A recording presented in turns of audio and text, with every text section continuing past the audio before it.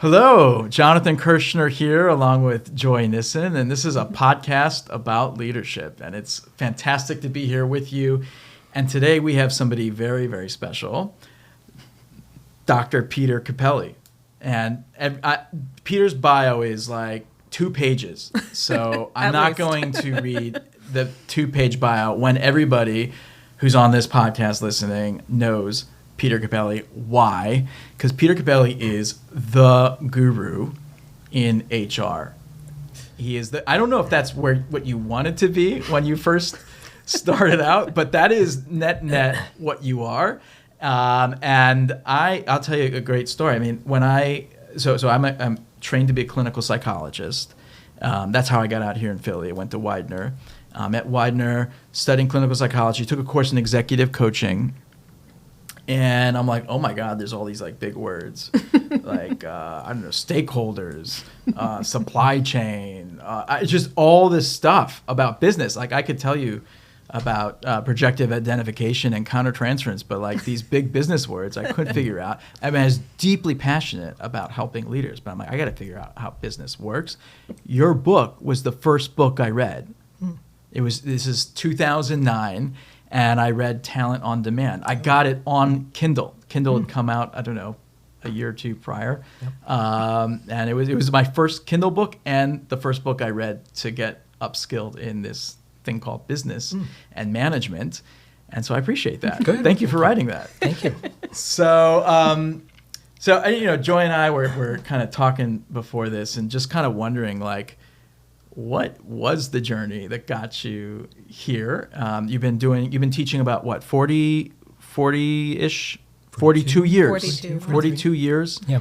On management, and it sort of has all converged into human resources, where you now are the director of human resources at Wharton.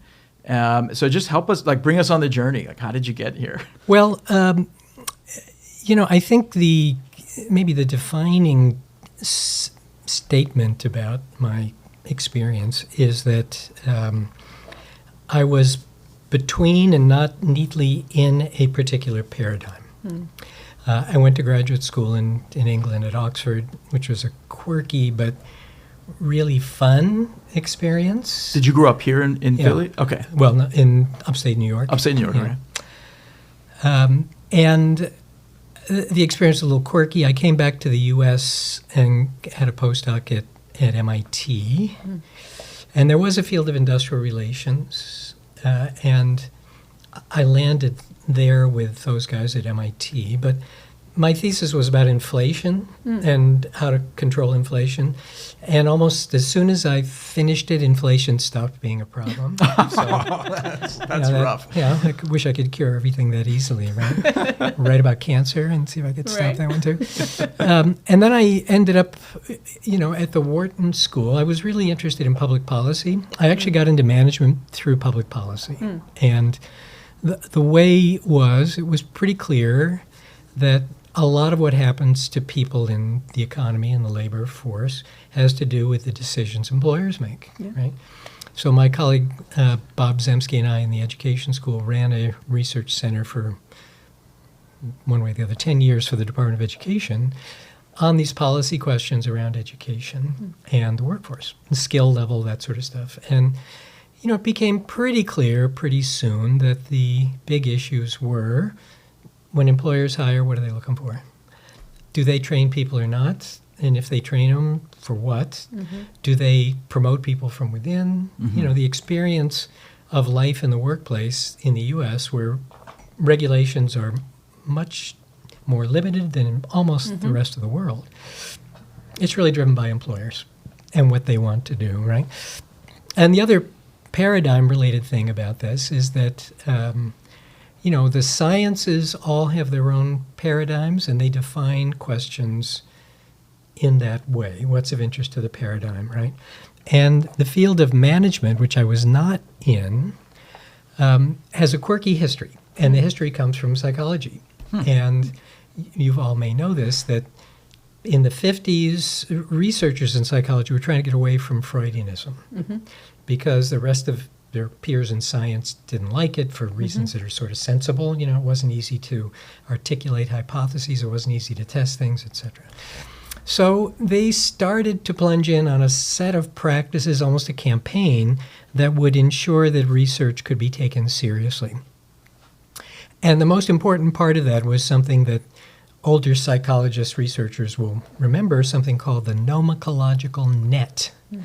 Have you heard that? Really? Oh, you were nodding. I thought like you knew.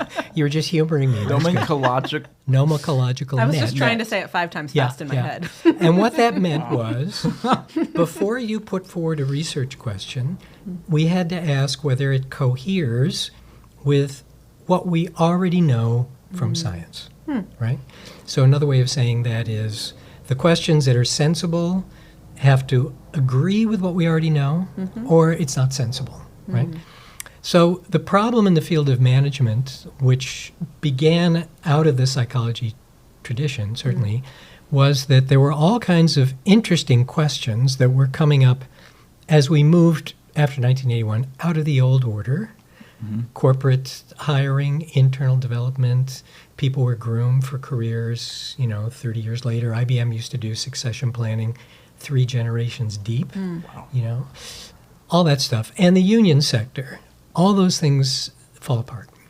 And that leads to all kinds of new questions about how things are working. And the management field was singularly uninterested in those questions because they did not fit into this existing paradigm of things that we already know, right? So if you were to read some of the psychology journals about work, through to 2000, you would think you were back in the 1950s. In fact, if I put the 2 covers together, you could not tell the titles apart, right?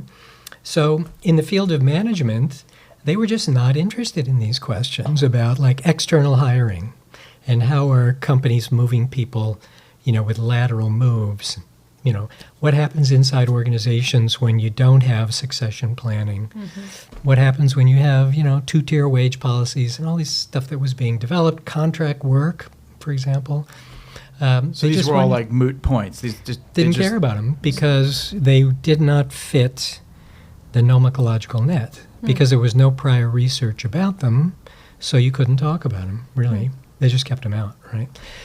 So I ended up spending a lot of time in the world of policy, public policy, and, as I was saying before, the big issues there came down, if you thought about them, to these issues of how do employers manage people.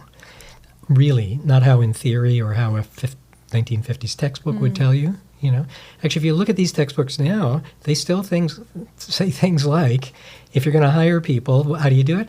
Well, first you post a job ad, and then you see who applies to it, and then you do these selection tests. Nobody does that, right? Wow. But the textbooks still say that because it comes straight out of that paradigm, right? So it was a struggle, frankly.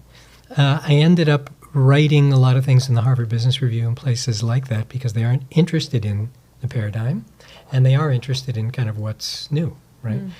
I wrote a book which I think is quite relevant for management called Our Least Important Asset, which of course is a play on what companies used to say, people are our most important asset, right? And looking at how we actually manage people. And it started out that it was just going to be a human resource book describing, okay, how do we actually hire people? How do we actually manage performance? How do we actually manage careers to the extent to which we do, How do we train people if we do? And I started to lay that out, and then you could see the bones of the old model, but as if everything had kind of been stripped off of them, right? And there was just no account that you could find about how we actually manage people. How do you actually hire people? It was just not there. Now, interestingly, sociologists started to come into this topic, as did economists. So it used to be it was a complete preserve of, as you'll recall, from personnel psychology, right, and industrial psychology, sort of the same thing. Yeah. They owned this territory, and they've completely lost it because they were hanging on to that nomencological net as it went down, and the policies that they had built to deal with internal and lifetime employment all faded away, and so they just went down with it. And that created this kind of opening, and now you can start to talk about those things in the research community. So my path was pretty idiosyncratic through this, and I was fortunate I got tenure early, so I didn't have to fight with those guys anymore. And then then I was interested in describing, okay, what's actually going on, right? Yeah. And that book you were describing, Talent on Demand, I largely cribbed that from my colleagues in operations research who taught an MBA class on sort of supply chain stuff. Wow. That's amazing. And then I said, geez, all this stuff kind of applies, And so that's where that came from. But, nobody would think about those things, about seeing what you could borrow from existing fields, from operations research, from accounting, from, economics and other fields, because the paradigm was so narrow. Oh, it's an amazing path and non-linear. Mm-hmm. Super non-linear. That's why we were talking earlier about what did was it Gemini or one of the large language models say about me, and that it made sense about my path, and that there's proof that those models are not accurate because the path was bing, bing, bing, bing, bing, bing, bing, bing. Like that. It did a good job stringing it all together. Yeah. One of the things that I'm really interested in is sort of like where we've come from, where we are, but then obviously like where are we going? Yeah. And in your book, The New Deal at Work, you talk about this sort of agreement or like contract that like work used to be this place where this was where you went and you spent your 20, 30, 40 year career at this one place. And maybe your kids even would work in that place. Where we are now feels just so different than that. I will ask, in a separate question, where are we going?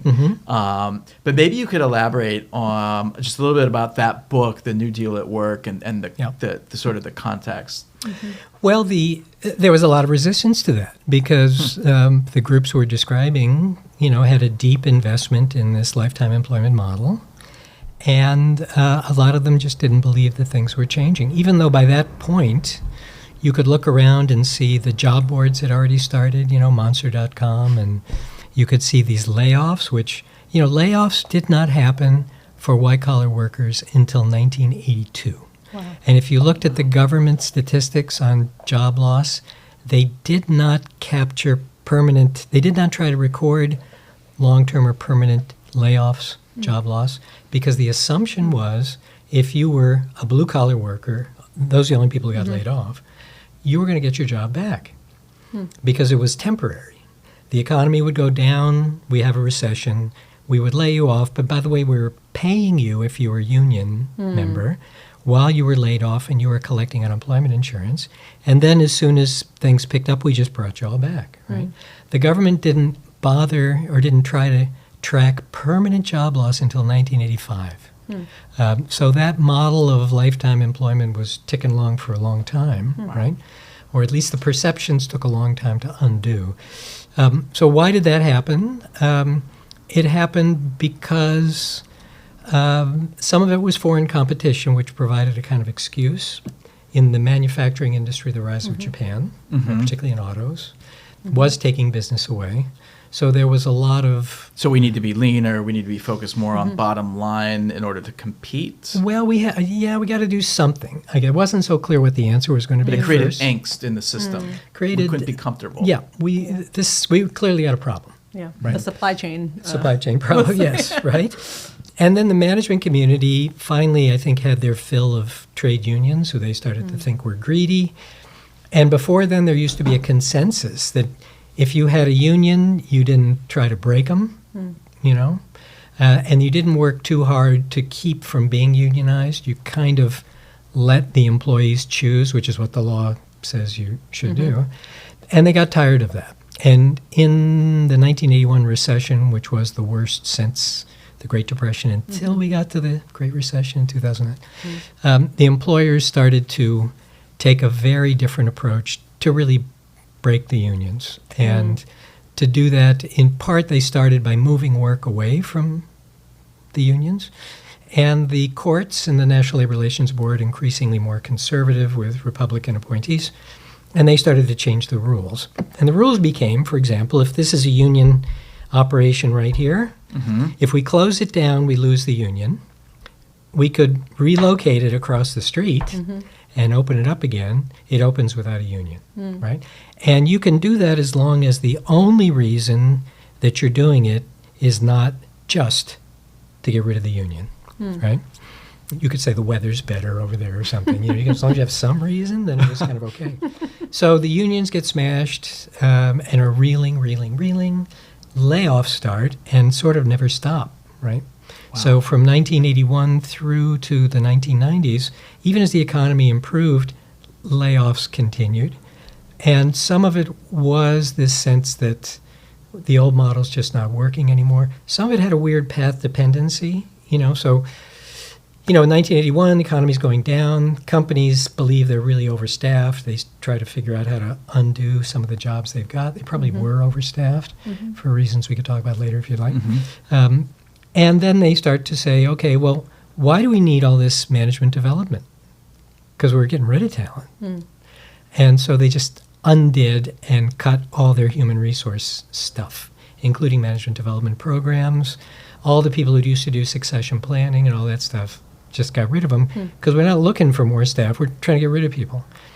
And then at that point, when business picked up, they didn't say, okay, let's rebuild all this stuff, because there was this enormous pool of trained white-collar workers and managers who were unemployed and just hired them up. By some measures, like the entire Silicon Valley disk drive industry was staffed by people from IBM who either laid off or they took early retirement, right? So the skill needs were kind of filled by this downsizing wave through the 1990s or so, right? And so now now it's the 1990s, and we haven't had to really do anything on human resources. It's been a buyer's market. How high would you like me to jump? Because there weren't as many jobs as there were people looking for them. You start to lay people off. And then we have this bigger concern about finance, and this is a completely ideological concern. So when I first began my career, we used to teach, and the Harvard Business Review had it explicitly in the curriculum when you walked in, what leadership is supposed to do is manage stakeholders. Who are the stakeholders? Employees, customers, investors, and the community you live in. 4 stakeholders. You're balancing their interests. An intellectual and ideological argument was started, led particularly by a guy named Mike Jensen, who was at Rochester. They brought him to the Harvard Business School, and he basically started beating everybody else up with the idea that, no, there's one stakeholder, and that is shareholders. Your investors. Your investors. And that came out of economics thinking. So economists had always thought that way, but management didn't, and neither did business leaders. So it was community, employees, investors. What was the fourth? What do we have? Employees, investors, the community around us, and customers. And customers. Yep. So the 3 out of the 4 just get pushed to the side, and we're all going all in on shareholders. All in on the shareholders, right?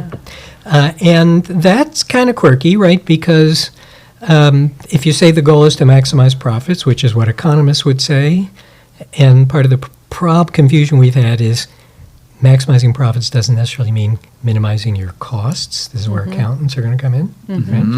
Right? But if you think that's the goal, okay, how do you manage? Is it cheaper to cut everybody's wages and just squeeze people?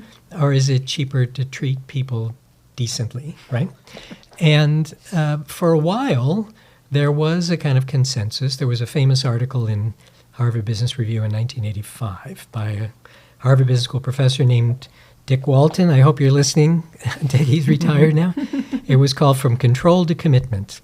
And basically the story he told was the evidence is so clear now that theory X, as we used to call it, which is treating employees like widgets and assuming people are lazy and it's carrots and sticks, that's it.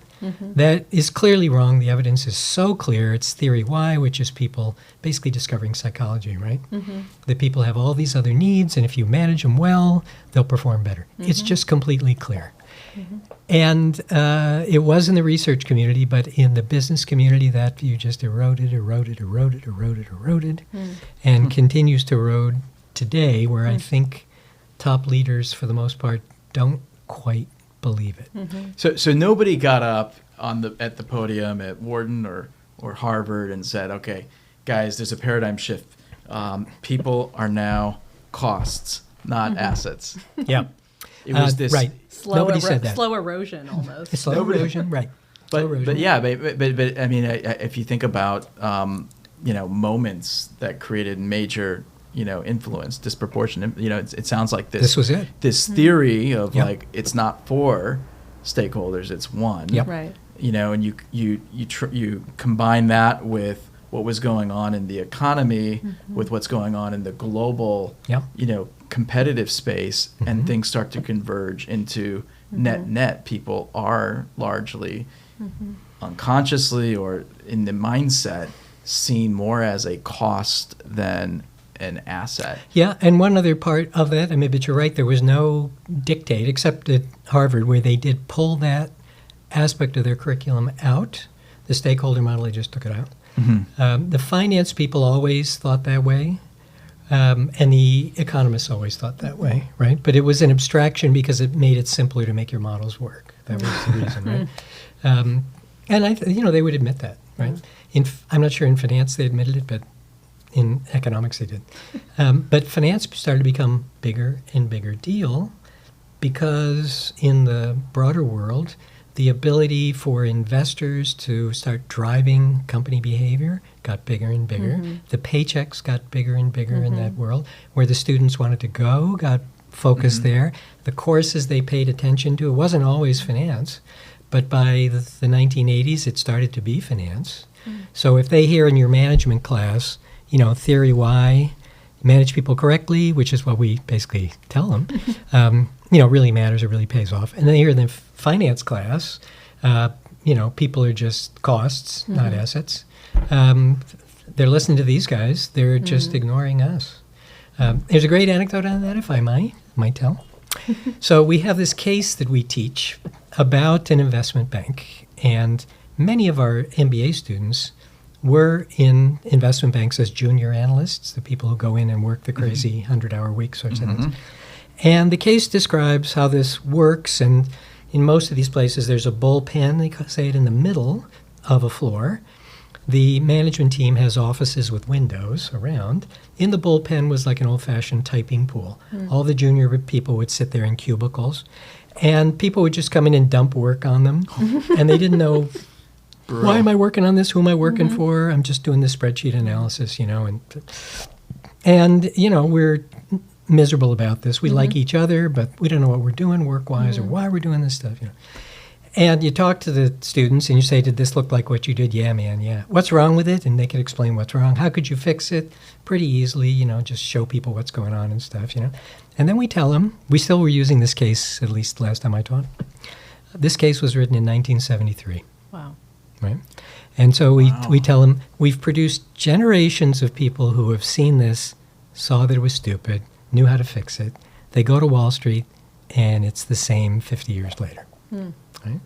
So something is happening once they get there, and it's this worldview that they've got, which tells them, like organization culture, what is you might say, your true north? What's our guiding post here? Our guiding post is cost minimization, right?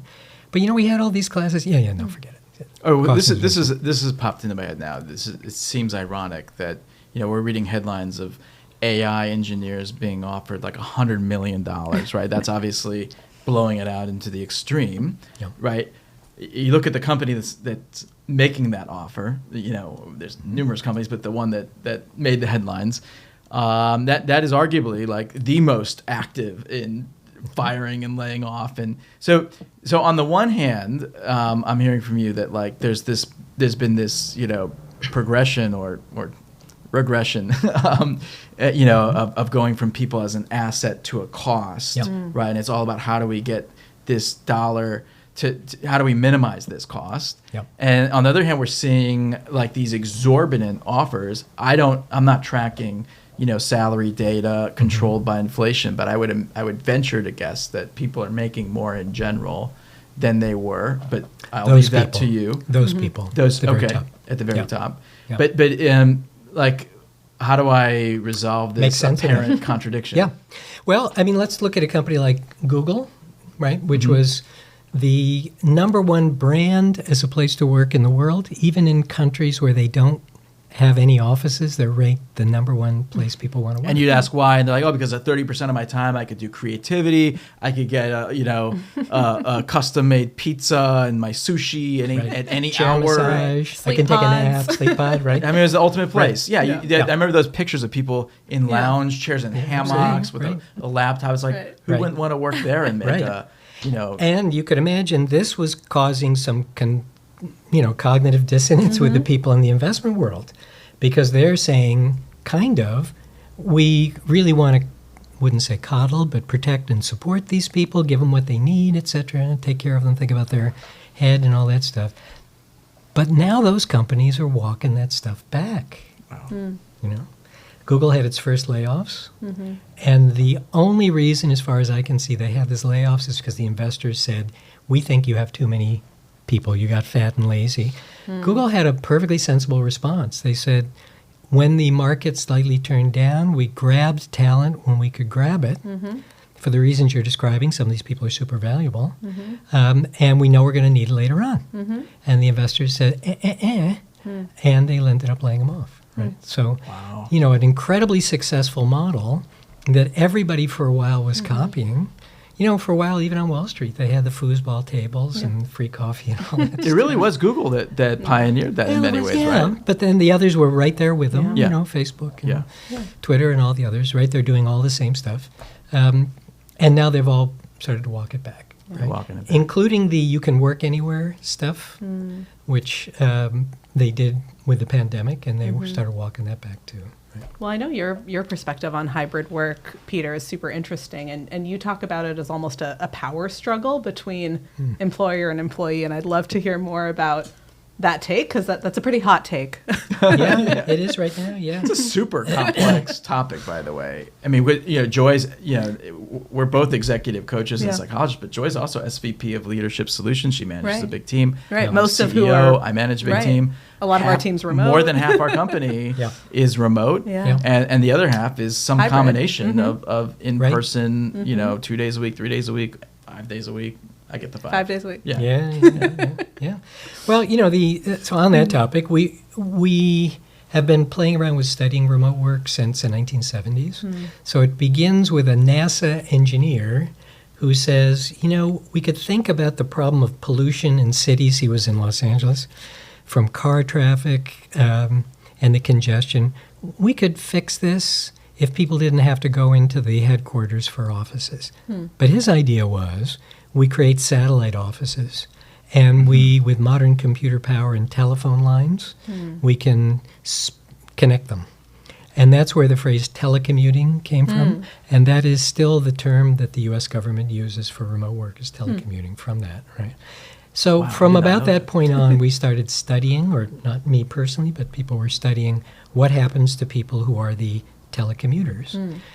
And the punchline, which won't surprise you, by the way, this whole story is basically explaining a lot of group and social psychology to engineering-like folks, right? Which is basically what keeps you and me and the entire management education world in business, is explaining to engineers every generation that people are not like widgets, right? We are not robots yet. We're not robots yet. Yeah.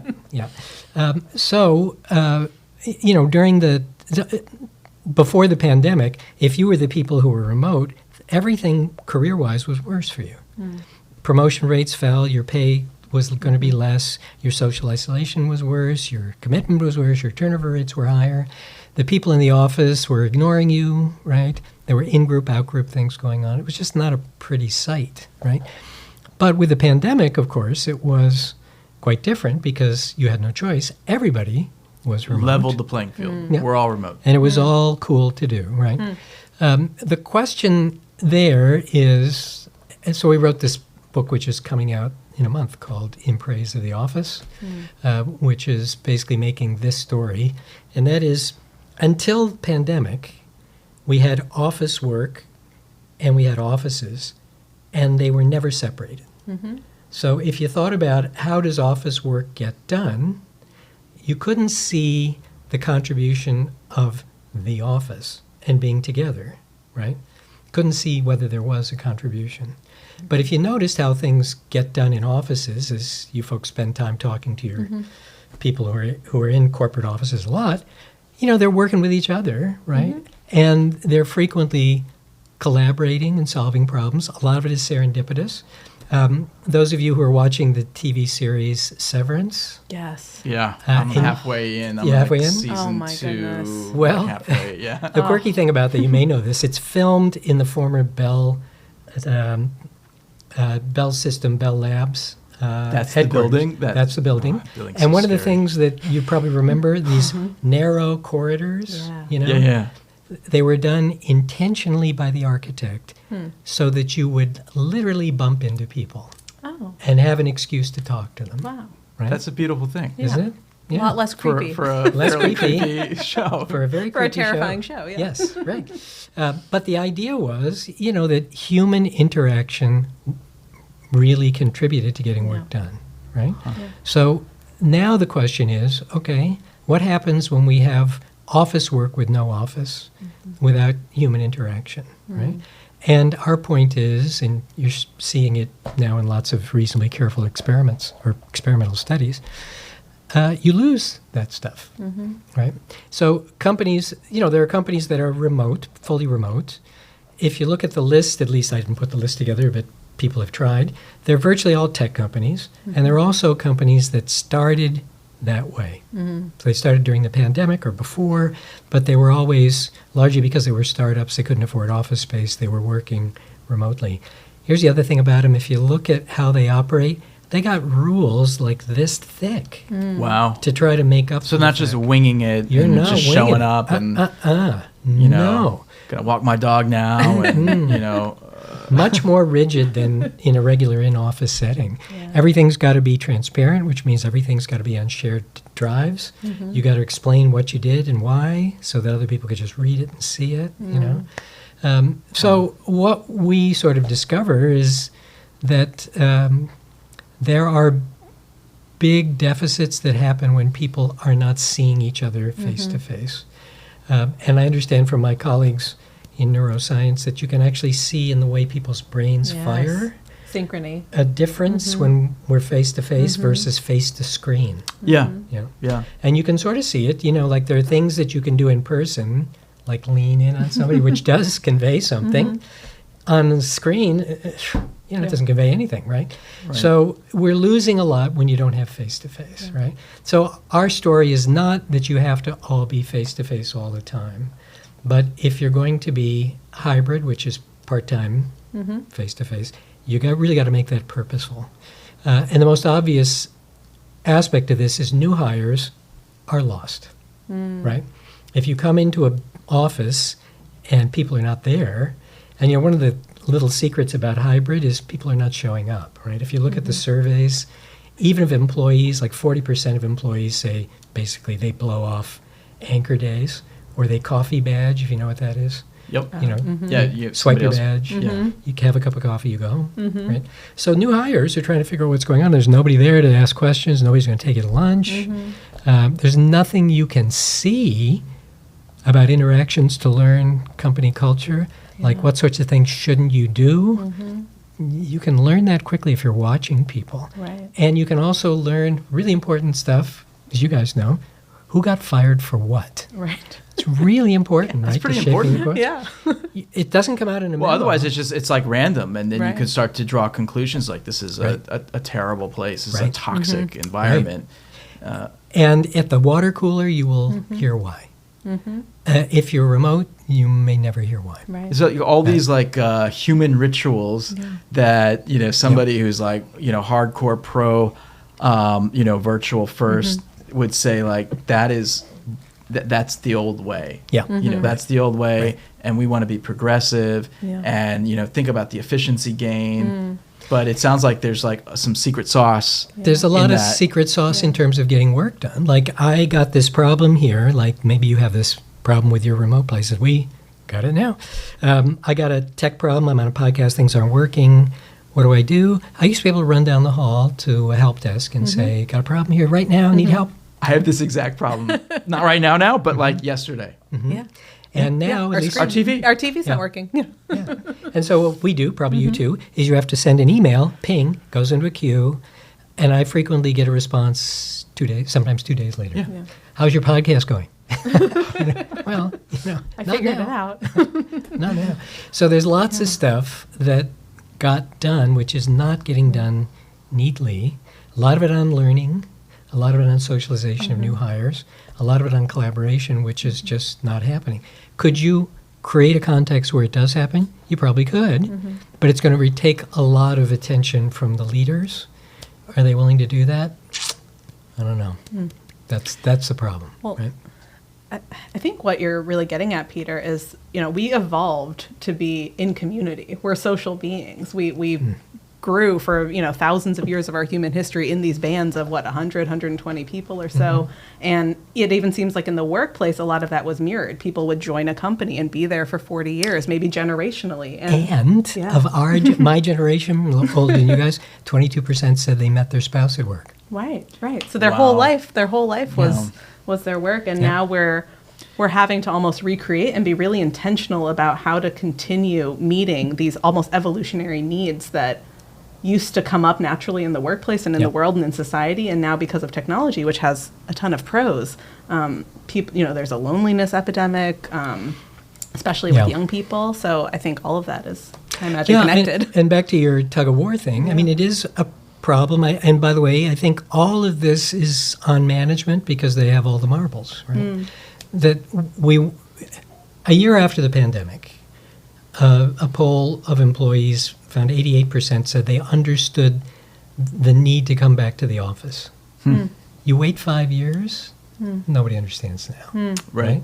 Now you got this massive organization change problem because it's been 5 years and you told us things were going okay, particularly during the pandemic, partly because expectations were pretty low. The wheels didn't fall off, so it was great. It's like we're alive. Yeah, we're alive. And now 5 years now, you want to tell me things are not working? I'm not surprised people are angry about this, right? But it's also the case that, how much accommodation can we have and still get things done? For example, anchor days. So this is what I observed anyway in some hybrid places, right? Anchor days, say Tuesday, Wednesday, Thursday anchor days. One of your employees comes up to you and says, my son has a standing appointment on Tuesday. It really doesn't work for me. How about I come in on Monday? And you go, okay. And you let them come in on Monday. So do you compromise or do you not compromise? Well, that's the problem, right? What people do in practice is they're letting the local managers in organizations make these decisions and manage it, I think because they don't want to bother up here. And as a result, if you're a local manager, you say, why should I be the bad guy? And so you let it. But then there's inconsistency. And nobody's there. Nobody comes in. So maybe more people come in on Monday and Friday than before, but nobody is there on the anchor days, right? Wow. So then you got nothing. And then the company is just one more, make it worse. They got rid of offices to save space. They shrunk down the footprint. So now they can't bring everybody back because they don't have the space. You probably saw the stories. Or if they try to, it's like this wildly inefficient, distracting environment because everybody's in the open space. Yes, that's the other thing. They moved to open offices. Because why? Because it's cheaper. Yeah. Why did they shrink the office footprint? Because it's cheaper. So it's back to this issue of squeezing. It was led by the CFOs 1 month into the pandemic. A poll of CFOs, I think, reported 35% or so of them said that they were going to shrink permanently the office footprint after 1 month of the pandemic because they saw, here's the opportunity to cut fixed costs and real estate costs. We're going to grab it. We're getting up on time, and I want to Joy and I, we did sort of our version of a lit review with our help from Gemini of all your literature. The one thing that really, kind of weighs on us is, in the sort of New Deal at work, where you had this old deal where we're appreciated, we're seen almost like, in some ways, like as a second family. That was sort of the cultural vibe. Yeah. My dad worked at a place for at least 30 years, and there was a retirement party, and we're now in this new paradigm where people are seen more as like a cost than an asset. I'm curious, like, how do we get back? Or is that even the goal? Is it to get back to where we were? Or is there like a new paradigm that we should be striving for? Or are you just like, I'm a researcher that studies what is phenomenologically, and I just point out problems. these things don't concern me. Well, I have found out it's way easier to just point out problems than it is to solve them. Well, I think that if we could unpack that a little bit. So one of the issues you're rightly worried about is this isn't working for people and their psychological needs. Right. People are getting burnt out, mental health. Absolutely. I mean, it's just it's worse and worse by the year. And that is partly the lack of community, but it is more the fact that they're just treated so casually, right? And this idea that we want to be agile, which really bugs me, which means just constant restructuring. Restructuring drives people crazy, right? Change is hard. Yeah. What is the change going to be? I don't know, but it's going to be agile. Yeah. We'll, it just drives them nuts. Right. So could we do things to manage this better? We could. It doesn't necessarily cost a lot of money. I think the problem we're up against now is not so much the finance problem, because again, the finance demand for profitability doesn't really tell you how to manage people, right? And what's going to be kind of efficient. It does have some quirky things about things like headcount, for example. You're assessed as a public company on your profit and revenue per employee, not per worker, right? So if we dump our employees and we bring in contractors, we suddenly look a lot more profitable, right? So there's that quirky stuff. But I think the problem we're up against now is a leadership problem.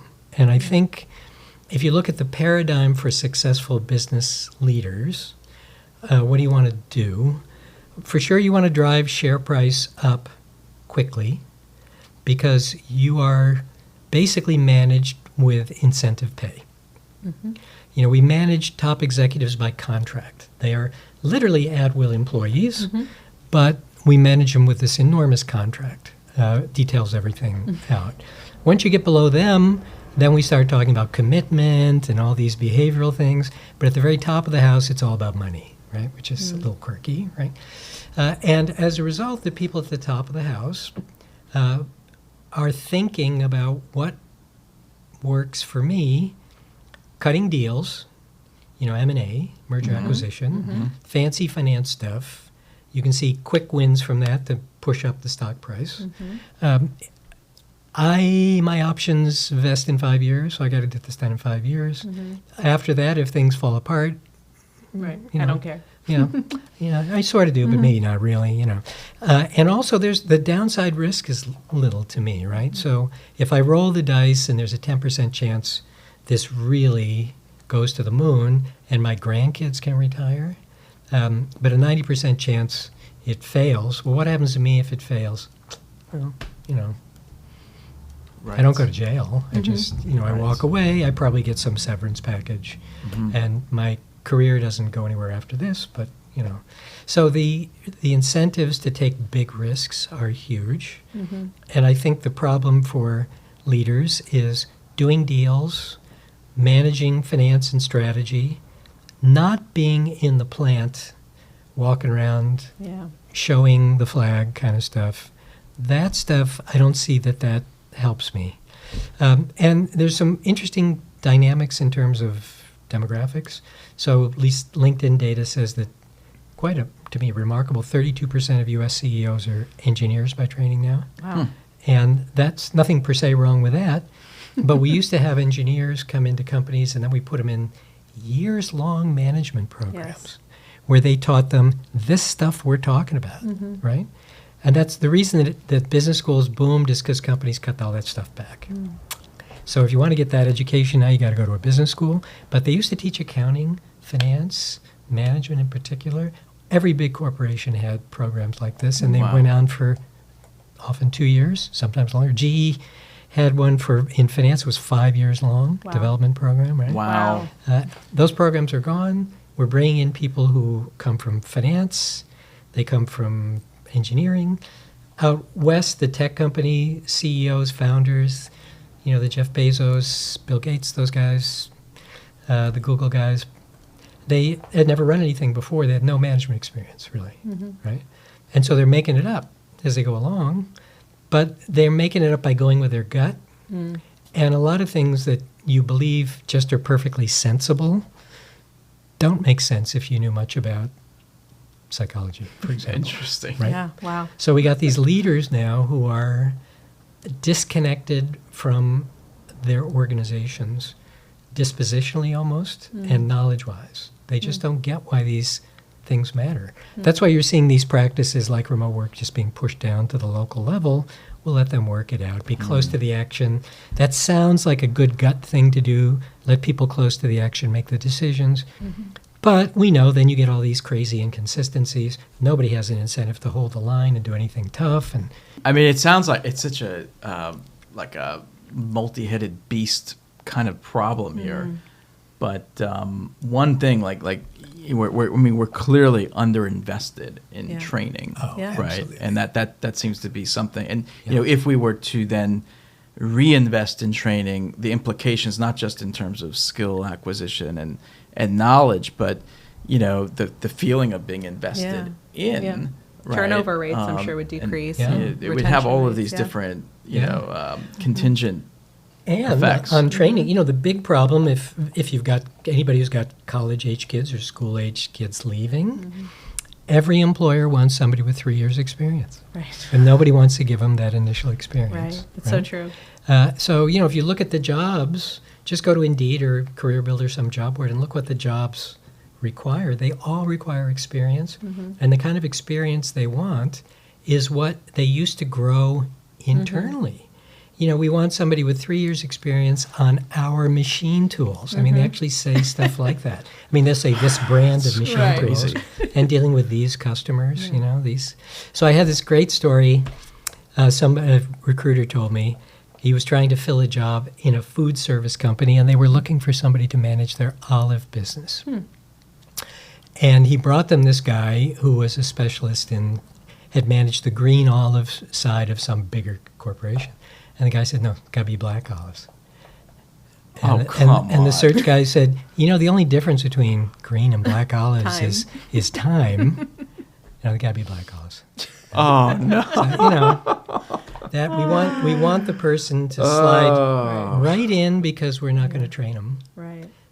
And, then they can't find... Well, we become more meticulous and perfectionistic at the cost of our critical thinking, it seems. But it is an example, as you were saying at the beginning, of moving from this model where everything was managed from within to a model where nothing is managed from within. Right. And when we have these internal needs, they don't get filled neatly by going outside. Wow. Right. Wow. There's so much for us to think about as psychologists, as leaders, executive coaches, as leaders. Sorry to leave you with a big headache. No, first of all, I'm eager to get your new book. I've read the Harvard Business Review article. Yes. Yeah. The new book comes out imminently. Now, I think, it's September. Okay, and it's called In Praise of the Office. In Praise of the Office. Wow. Yeah.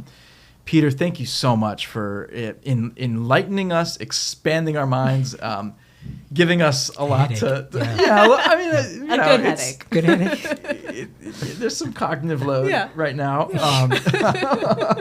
but this was fantastic, and this is a podcast on leadership, and Peter Cappelli is a leader, a thought leader, notable author of many, many books, and the director of human resources program at Wharton here in Philadelphia. It's just like a gift to have you. Thank you. And thank you so much for being on this podcast. My pleasure. Thank you. Thanks for having me.